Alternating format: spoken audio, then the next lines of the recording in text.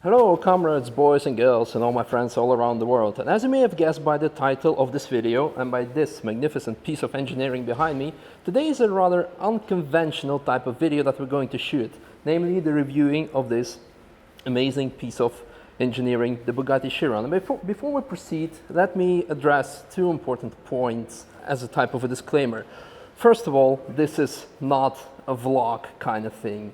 And having said that, this is the first time that I'm reviewing a car in particular ever, actually, because, well, if you don't take into account all the stupid reviews of Top 5 from Launch Live that I ever done as Boosted Boris, I never done any serious car review. So if you like it, make sure to like it and to tell me that you like it. And if I suck at it, let me know it as well. And second important disclaimer, it's minus 30 outside. It's like middle of winter in Russia, so we're not going to drive it, because the last thing I want to do is become famous on some stupid dashcam video where a Lada on some summer tires is going to crash into this car. I'll try not to bore you with all kind of boring facts, because this car has been presented in Geneva last year, and last year is only like slightly more than a week ago. I'm pretty sure by now most of my audience knows a lot about this car, all the technical details and so on and so on. So I'll try to tell you something about the things that I like in particular. Let's start, of course, with the engine. The W, how much? 16, exactly, because 2 times 8, 2 times V8 makes it 16, and 4 turbochargers. What I like about it in particular is that Bugatti said in 2015 at Geneva Motor Show, when they produced the last La Finale version of Veyron, they said that the next car, which is by now Chiron, is still going to use the same type of drivetrain without any hybrid. Now I must say it's quite an interesting feature to do today, because right now if you look at the Holy Trinity, the 918, the LaFerrari, the P1, they all utilize the hybrid drivetrains. And with especially 918, it's Porsche, which is also owned, well, a part of the Volkswagen Audi group, to which Bugatti belongs. They do have the access to the same technology, if not even better. So they could have done this, but they said, you know what, all of our customers said they want a traditional drivetrain.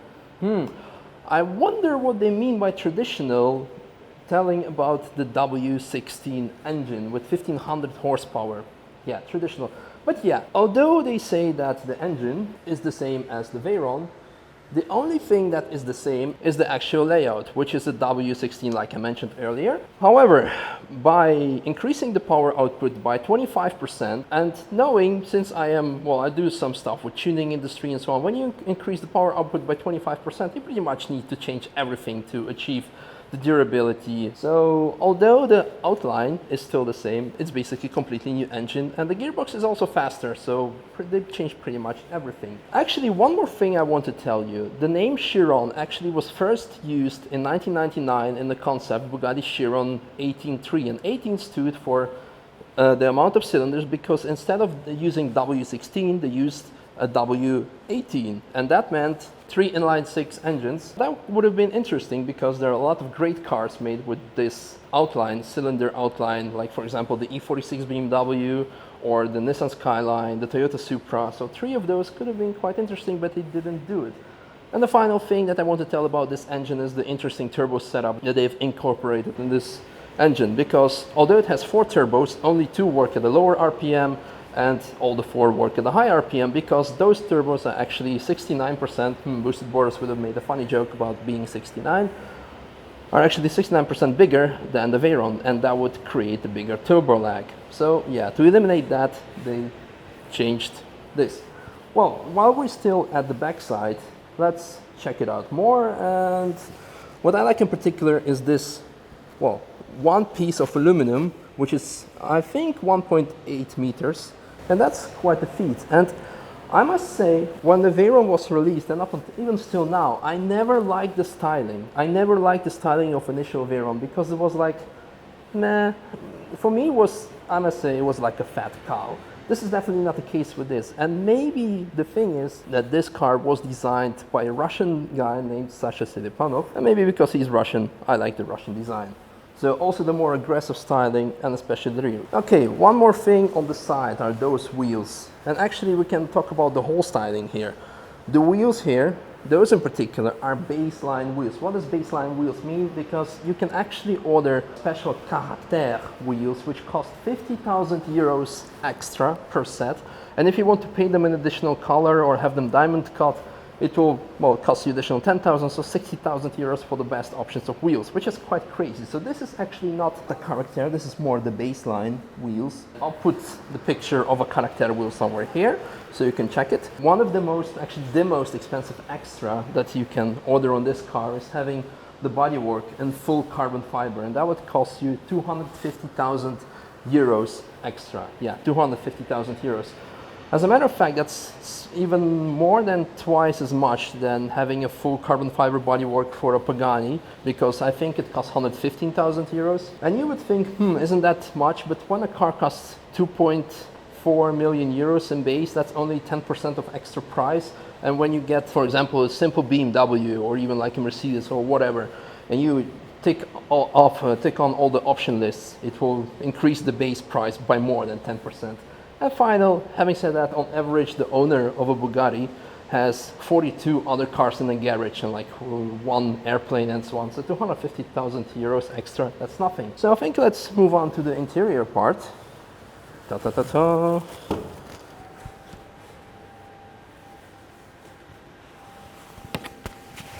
And I must say that one of the first things that I like so much about this car is its accessibility. As you may know by now, I've been in a lot of supercars, hypercars, and all the race cars and so on. And the problem with those is actually the way that you have to access them. They're very low, they have a high carbon fiber top or something similar.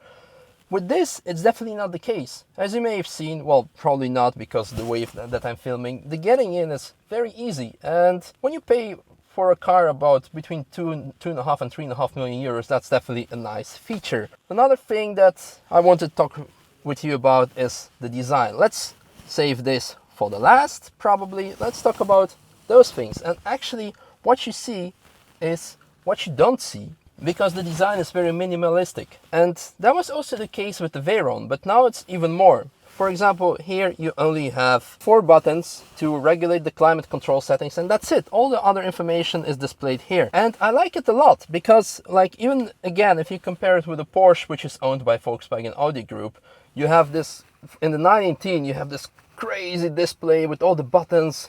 The Panamera has a lot of buttons. It became less with the new Panamera, but still, you get my point. And I like it a lot. And actually, Bugatti has told, I still have to find out at some point, I cannot verify it, but Bugatti has told that actually the faster that you drive, the less of those things become visible. So the lights switch off and you only see the display, which says 500 kilometers an hour.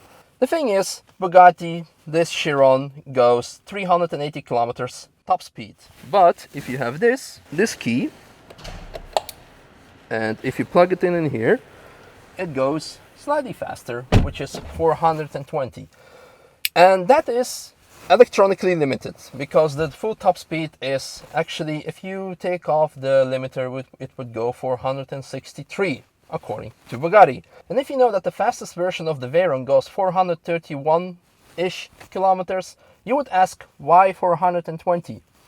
I cannot answer that, but the reason that Bugatti gives is actually very funny, because out of safety reasons. And I'm like, safety reasons. Yeah, it's totally safe to drive 420 kilometers on public roads. Or then again, it's one thing that I would actually really question. Why would you need an additional key to go 40 kilometers faster? I mean, it's a nice gimmick, of course. It's definitely one of the most remarkable features that you need an extra key and so on, but how practical is it? You could also have a menu. I mean, you can also crash if you're well, let's be honest, if you're a shitty driver, you don't need to go 300 plus or 400 plus kilometers an hour to crash a car. That could even 100 kilometers an hour is enough. And that's usually the case when you press this button, which is the launch control, and you just go 0 to 100, usually in 2.5 or faster seconds, but you go 0 to 50 just in the barrier because you cannot control the car. And yes, of course, Bugatti says that the car is very controllable, but you know, you get my point. I find this a pretty questionable thing, as well as above 420 kilometers not being safe. But that's a thing to speculate about, because it could be that Bugatti is hiding something from us, because the speed world record attempt is going to be only in 2018, which is next year from now on. And the car was released last year, and the record attempt for the Veyron was done actually in the same year as the car was introduced. So if you would compare those two sayings, I would say that this car is currently still in development. At least those are my 2 cents.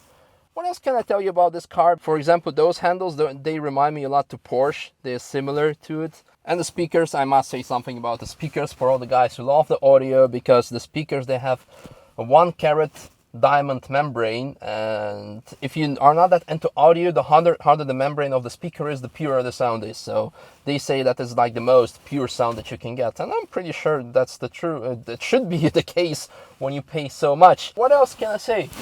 I actually like this feature over here. You can actually hang up your coat on the back.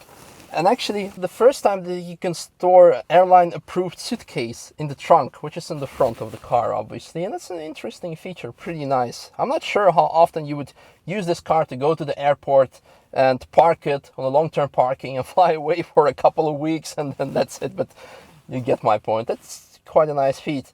Other than that, probably some final thoughts before we start it up for you. If we look at the Veyron 2005, it didn't have much of a competition back then. You had nothing. Yes, of course, you had Koenigsegg, you had Pagani, but they were more or less in their early development years, and they didn't have those crazy power and speed outputs as they have today. So when the Veyron was released, it was called the car of the decade by Top Gear, and they're pretty much right, because goddamn, the car set a freaking standard by going 400 plus kilometers an hour and being more or less an everyday car. Well, actually the Grand Tourer, not everyday car because of the running cost, something that we still need to see about the Chiron, because we don't know them, because, well, they're only being delivered currently. And this car, in fact, I forgot to mention, is I've seen this car before, and this car was used in Le Mans, something I've been to, and something that still needs to be displayed in the current vlog series.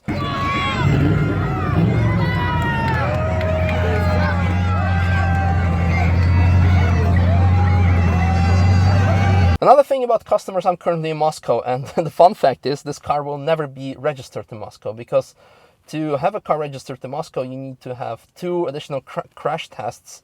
And all the customers of the Veyron, they actually never ever, well, there was one case who was registered in Moscow, but all the others have registered in somewhere outside in Monaco and so on. So the Chiron officially will not be sold officially in Moscow. Well, it will be sold, but not to be registered in Russia.